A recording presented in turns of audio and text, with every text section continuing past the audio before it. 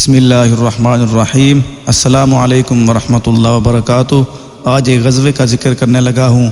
غزوہ اس جنگ کو کہتے ہیں جس میں سرکار دو عالم صلی اللہ علیہ وآلہ وسلم بنفس نفیس تشریف فرما ہوتے تھے، اس کو غزوہ کہتے ہیں۔ غزوہ بنو نذیر فلسطین کے باشندے تھے۔ یہ بنو نذیر فلسطین کے باشندے تھے۔ 132 عیسوی میں رومیوں کی سخت روی کی وجہ سے یہودیوں کے چند قبائل جن میں بنو نذیر اور بنو قریظہ شامل تھے، فلسطین کو چھوڑ کر یثرب میں آ کر آباد ہوئے۔ بنو نذیر مدینہ میں قباء کے قریب مشرقی جانب آ کر آباد ہو گئے تھے۔ اس وقت مدینہ پاک میں عرب قبائل میں سے بنو اوس اور بنو خزرج ممتاز قبائل تھے۔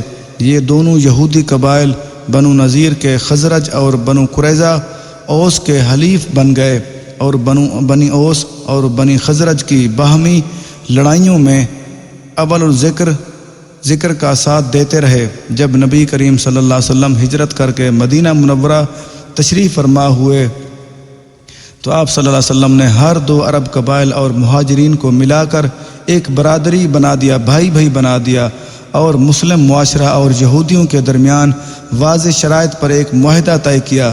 لیکن یہودی قبائل اور خاص کر بنو نذیر ہمیشہ منافقانہ رویہ اختیار کیے رہے، یہاں تک کہ 4 ہجری میں انہوں نے رسول کریم صلی اللہ علیہ وسلم کے قتل کی سازش کی، جس کا بروقت آپ صلی اللہ علیہ وسلم کو علم ہو گیا، جس پر آپ نے ربیع الاول 4 ہجری میں انہیں الٹیمیٹم دے دیا کہ 15 دن کے اندر یہاں سے نکل جائیں۔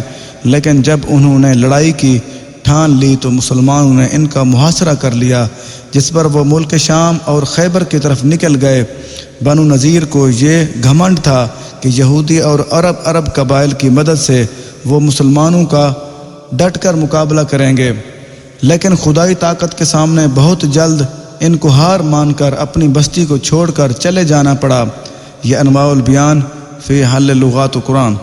اس میں شعبہ نہیں کہ مسلمانوں کے لحاظ سے یہ صورتحال نازک تھی، کیونکہ ان کے لیے اپنی تاریخ کے اس نازک اور پیچیدہ موڑ پر دشمنوں نے ٹکراؤ کچھ زیادہ قابل اطمینان نہ تھا، انجام خطرناک ہو سکتا تھا۔ آپ دیکھ رہے ہیں کہ سارا عرب مسلمانوں کے خلاف تھا، اور مسلمانوں کے 2 تبلیغی وفود نہایت بے دردی سے تاغ کیے جا چکے تھے۔ پھر بنو نذیر کے یہود اتنے طاقتور تھے کہ ان کا ہتھیار ڈالنا آسان نہ تھا، اور ان سے جنگ مول لینے میں طرح کے خدشات تھے، مگر بیر معونہ کے المیے سے پہلے اور اس کے بعد حالات نے جو نئی کروٹ لی تھی، اس کی وجہ سے مسلمان قتل اور بدعہدی جیسے جرائم کے سلسلے میں زیادہ حساس ہو گئے تھے، اور ان کرائم کا ارتکاب کرنے والوں کے خلاف مسلمانوں کا جذبہ انتقام فزو تر ہو گیا۔ یہودیوں کا ایک قبیلہ جو مدینہ منورہ کے نواح میں آباد تھا، یہ لوگ بار بار مسلمانوں سے عہد باندھتے تھے اور پھر توڑ دیتے۔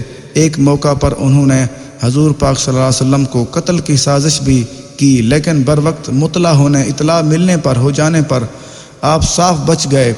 بنو نذیر کے وعدہ خلافیوں اور سازشوں سے تنگ آ کر آپ نے ان کے قلعہ کا محاصرہ کر لیا، جو 15 دن تک جاری رہا۔ بالآخر 4 ہجری میں بنو نذیر نے صلح کی التجا کی،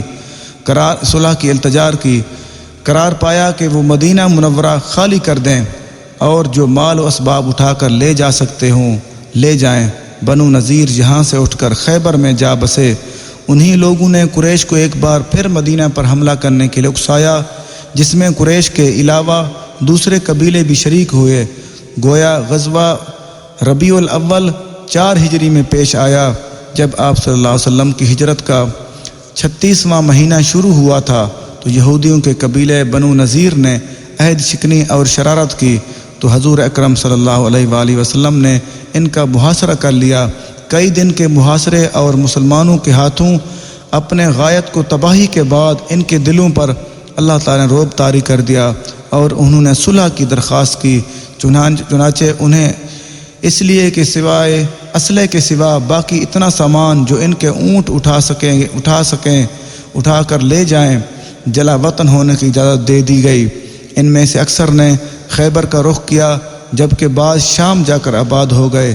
اس واقعے کے بیان میں قرآن مجید کی سورۃ حشر بھی نازل ہوئی کہ اللہ تعالیٰ سے دعا ہے کہ اللہ تعالیٰ ہم سب کو اپنے نبی کریم صلی اللہ علیہ وآلہ وسلم کے طریقے مبارک پہ اور آپ صلی اللہ علیہ وآلہ وسلم کے آل و اصحاب کے طریقے مبارک پہ عمل کرنے کی توفیق عطا فرمائے، آمین۔ اللہ حافظ۔